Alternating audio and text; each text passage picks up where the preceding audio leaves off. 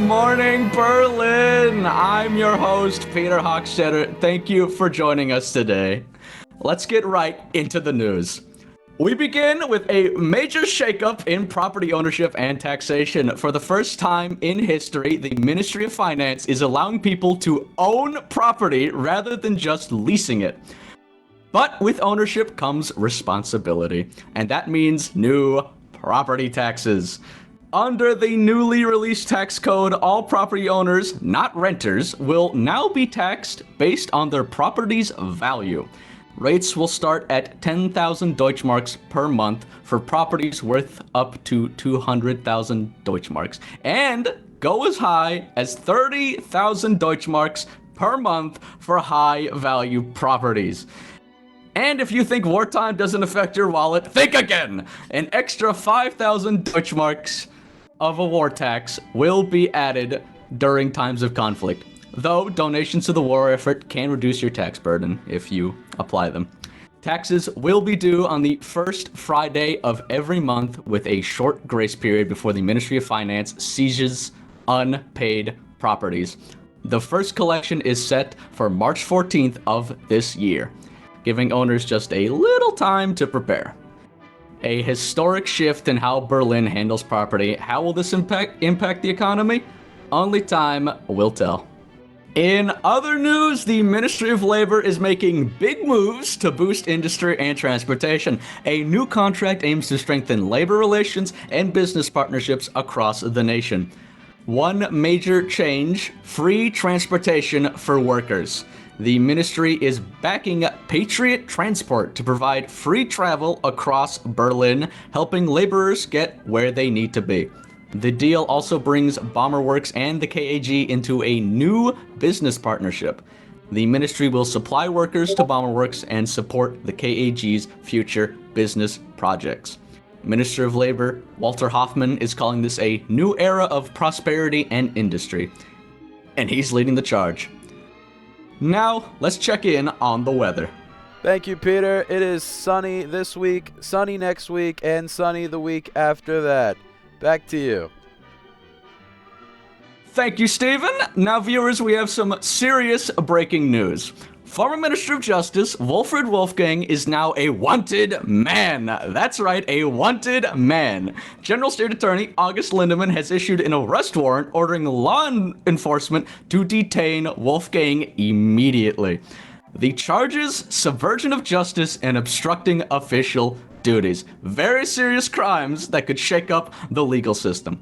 Authorities are expected to act fast, and all eyes are on what happens next. However, one major issue remains. The current whereabouts of the former Minister of Justice are unknown. That's right, he's missing. Wolfgang has seemingly vanished. No sightings, no leads, nothing. Some say he's in hiding. Others whisper about a daring escape, but until he's found, the hunt is on. And now for our biggest story of the evening, ladies and gentlemen. In a surprise announcement, Erdogan Voss, chairman of the White Rose Coalition, re-established a powerful investigative force, the Inquisition. With a Grand Inquisitor at its helm, this organization was granted sweeping powers to arrest, investigate, and enforce ideological purity, all in the name of rooting out subversion, corruption, and anti-state elements. But President Ludwig von Saarbrücken quickly struck back, issuing an executive order suspending the Inquisition's authority. According to the president, the White Rose Coalition has no right to re-establish powers once held by the now-dissolved Imperial Security Bureau.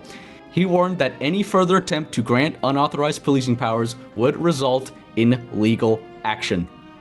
Erdogan Voss wasn't about to take that lying down, however. In a fiery rebuttal, he accused the president of misunderstanding the supremacy of the Crown mandate, arguing that the White Rose Party was well within its rights to form the Inquisition.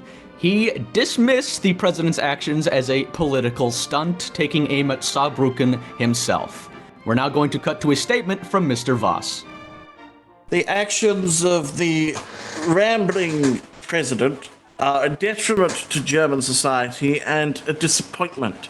to the leap forward that the German nation takes to ensure ideological purity, safety, and civility in times of war. Despite Voss's defiance, the legal system had the final word. Acting Minister of Justice Gowin Waltz, backed by the president, issued a clear legal ruling. The Inquisition's law enforcement capabilities are suspended. Waltz warned that policing powers cannot be granted to any organization without direct approval from the Federal Council or the Crown, and placed under the Chief of German Police for oversight. He urged Voss to take the matter to court if he wished to challenge the decision, but until then, the Inquisition's expanded powers remain dead in the water. And now, live from the courthouse, Acting Justice Minister Waltz has prepared a press statement on this matter. The law is clear, and the precedence of our nation is clear. The previously assigned authorities to any dissolved organization does not transfer automatically. The authority to create new policing bodies lies specifically with the Chief of German Police, or in times of war, the Ministry of War, of course under the purview of the Interior Ministry. No political party or official, including the chairman of the White Rose, can assume these powers. My role in this is to ensure that the Crown mandate is being properly interpreted and upheld, not undermined or selectively, that might be the best word, selectively chosen for political convenience. Thank you.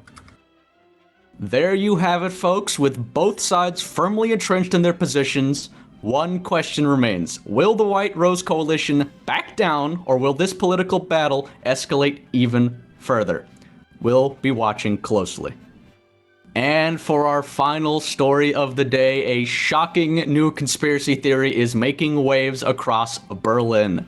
According to unnamed sources, who may or may not be standing around street corners whispering nonsense, the entire city is not powered by traditional NEC sources, but instead by a single hamster running tirelessly on a wheel beneath Berlin. That's right, folks. The lights, the factories, even the trains, all powered by one very determined rodent. Some concerned citizens have even suggested sending reinforcements, citing the need for a second hamster to ease the burden and prevent catastrophic power failures. Others demand a welfare check to ensure the poor creature is still alive. Government officials, however, deny all allegations. They insist that Berlin's infrastructure is perfectly stable and not dependent on a single possibly overworked hamster. But the people aren't convinced. The search for truth continues. Stay tuned, and if you see a hamster running frantically in the streets, salute him, for he may be the backbone of our civilization. And ladies and gentlemen, that's all for today. We here at Good Morning Berlin would like to remind everyone that the Kaiser Guard is always accepting able-bodied young men looking to serve our glorious Kaiser. Visit your local Kaiser Guard recruitment office today to begin serving our nation. A thank you to Mr. Wilhelm Kepler for helping sponsor today's episode. I'm Peter Hochstetter, and this has been Good Morning Berlin. Thanks for watching, and see you in the next reel.